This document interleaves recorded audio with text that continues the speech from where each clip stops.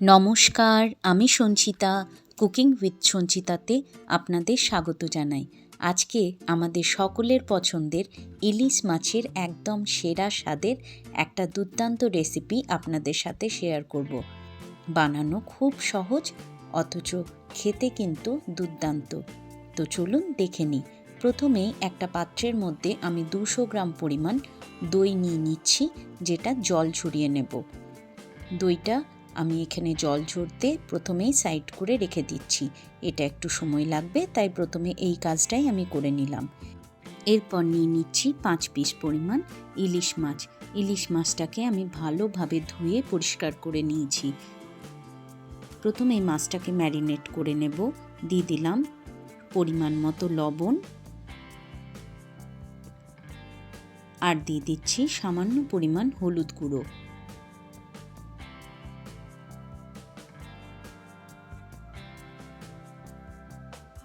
দিয়ে দিলাম সামান্য একটু করে সর্ষের তেল। এরপর খুব ভালোভাবে হাতের সাহায্যে প্রত্যেকটা মাছের গায়ে সুন্দর করে লবণ, হলুদ এবং তেল মাখিয়ে নিয়ে আমি 15 থেকে 20 মিনিট চাপা দিয়ে রেখে দেব ম্যারিনেট হতে। আজকে ইলিশ মাছ না ভেজে কাঁচা মাছের রান্না করব। খেতে কিন্তু ইলিশ মাছ কাঁচা সবচেয়ে বেশি সুস্বাদু হয়। এইভাবে একবার রান্না করে দেখবেন, এটার স্বাদ কিন্তু অসাধারণ আসবে। আপনারা এখনও যারা আমার চ্যানেলটাকে সাবস্ক্রাইব করেননি, তারা আমার চ্যানেলটাকে সাবস্ক্রাইব করে বেল আইকনটা অন করে অল নোটিফিকেশনটা অন করে দেবেন। তাহলে আমার ভিডিওর নোটিফিকেশনগুলো আপনাদের কাছে চলে আসবে। লাইক করবেন, কমেন্ট করবেন, অবশ্যই আমার বন্ধু হয়ে আমার পাশে থাকবেন। আমি মাছটাকে খুব সুন্দর করে ম্যারিনেট করে এবারে 15 থেকে 20 মিনিট এটা রেখে দেব রেস্টে। যতক্ষণে মাছটা ম্যারিনেট হবে, চলুন মশলাটা আমি তৈরি করে নিই। একটা মিক্সিং জারের মধ্যে এখানে আমি নিয়ে নিলাম 3 চামচ পরিমাণ সাদা সর্ষে আর 1 চামচ পরিমাণ কালো সর্ষে। আমি কালো সর্ষেটা এখানে কম পরিমাণ ব্যবহার করছি। আর নিয়ে নিলাম 2 চামচ পোস্ত আর 3টে কাঁচা লঙ্কা ঝালের জন্য। সামান্য একটু লবণ দিয়ে আর সামান্য পরিমাণ জল দিয়ে আমি একটা মিহি পেস্ট তৈরি করে নেব। এই রেসিপিটাতে কালো সর্ষের ব্যবহারটা একটু কম করবেন, তাতে খেতে কিন্তু ভালো লাগবে। এই পরিমাণগুলো ঠিক ঠিক দিলে তাহলে কিন্তু রান্নাটা খুব ভালো হবে। এদিকে দেখুন দইটা সুন্দরভাবে জল ঝরানো হয়ে গেছে। খুব বেশি চিপে চিপে জল ঝরাতে হবে না, যেটুকু ছাঁকনির মধ্যে দিয়ে বেরিয়ে আসবে সেইটুকুই আমি ছড়িয়ে নিয়েছি। দেখুন, এরপর এই দইটা আমি খুব ভালোভাবে ফেটিয়ে নেব। ততক্ষণ পর্যন্ত ফেটাতে হবে যতক্ষণ না দইটার মধ্যে একটা ক্রিমি টেক্সচার চলে আসছে। দেখুন একদম ক্রিমের মতো হয়ে গেছে। এই পর্যন্ত আমাদের দইটা ফাটিয়ে নিতে হবে। এরকম ক্রিমি হয়ে গেলে তবে গ্রেভিটা খুব সুন্দর আসবে। দইটা ভালোভাবে ফেটানো হয়ে গেলে সর্ষে, পোস্ত, কাঁচা লঙ্কা যে পেস্টটা আমি করেছিলাম সেটাও ওই ছাঁকনির মধ্যে নিয়ে খুব ভালোভাবে ছেঁকে নিলাম। ছেঁকে নিলে ওই ছালগুলো বাদ চলে গেলে গ্রেভিটা খুব স্মুথ হবে এবং খেতে ভীষণ ভালো লাগবে। ইলিশ মাছ আমাদের সবার প্রিয় একটি মাছ। একদম এই রকমভাবে ইউনিকভাবে রান্না করলে তার স্বাদ কিন্তু আরও বেশি বেড়ে যায়। আমি একটা কড়াইয়ের মধ্যে নিয়ে নিলাম ফ্যাটানো দই, নিয়ে নিচ্ছি সর্ষে, পোস্ত, কাঁচা লঙ্কার যে পেস্টটা তৈরি করেছিলাম সেটা এখানে দইয়ের সাথে অ্যাড করে দিলাম।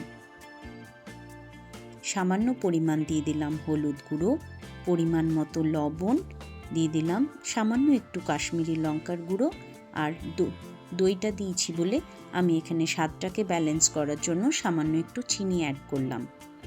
চিনিটা অ্যাড করবেন, তাতে কিন্তু টেস্টটা খুব ভালো আসবে। খুব ভালোভাবে মিশিয়ে দেব সমস্ত উপকরণগুলো। তারপরে এখানে আমি অ্যাড করে দিচ্ছি 1 টেবিল চামচ পরিমাণ সর্ষের তেল। সর্ষের তেলটা চাইলে আপনারা আরও বাড়িয়ে বা কমিয়েও নিতে পারেন।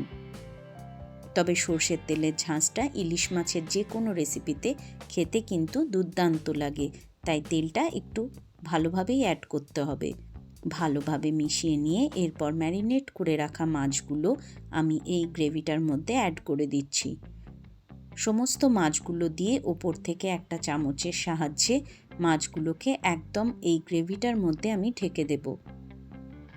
ভীষণ সহজ একটা রান্না, কিন্তু ইলিশ মাছের যা গুণ তাতে যে কোনো রান্নাই ইলিশ মাছের খেতে ভীষণ ভালো হয়।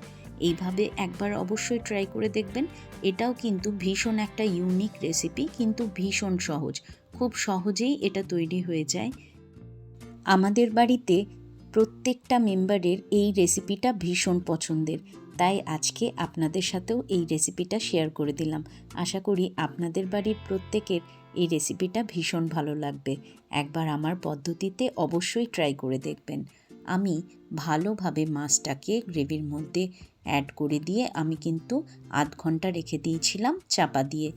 ব্যাস আধ ঘন্টা পর এবারে গ্যাসের আঁচটাকে মিডিয়াম হিটে রেখে কড়াইটা চাপিয়ে দিচ্ছি। চাপা খুলবো না, চাপা না খুলেই 10 থেকে 15 মিনিট মিডিয়াম হিটে এটা রান্না করে নেব। আমার কাছে ইলিশ মাছের প্রত্যেকটা রেসিপি ভীষণ পছন্দের, তবে এটাও কিন্তু ভীষণ ইউনিক।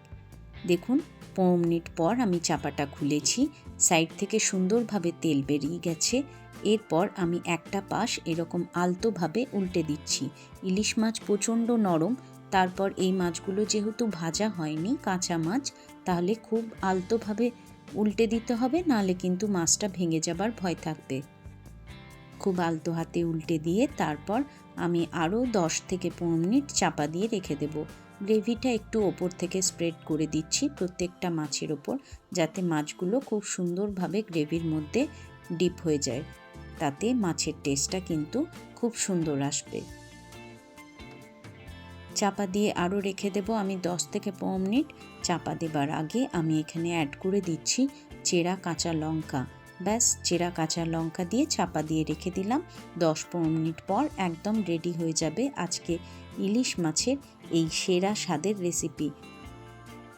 কাঁচা লঙ্কাটা পরে অ্যাড করলে তাতে কিন্তু এর ফ্লেভারটা খুব সুন্দর আসে, তাই কাঁচা লঙ্কাটা আমি আগে অ্যাড করিনি, পরে অ্যাড করলাম। দেখুন সাইড থেকে সুন্দরভাবে তেল ছেড়ে দিয়েছে। আজকে সেরা স্বাদের ইলিশের এই রেসিপিটা একদম রেডি। বর্ষাকালে প্রায় প্রত্যেকের বাড়িতেই এখন ইলিশের জমজমাট। এইভাবে অবশ্যই একবার ট্রাই করে দেখবেন। এটা কিন্তু ভীষণ ইউনিক একটা রেসিপি।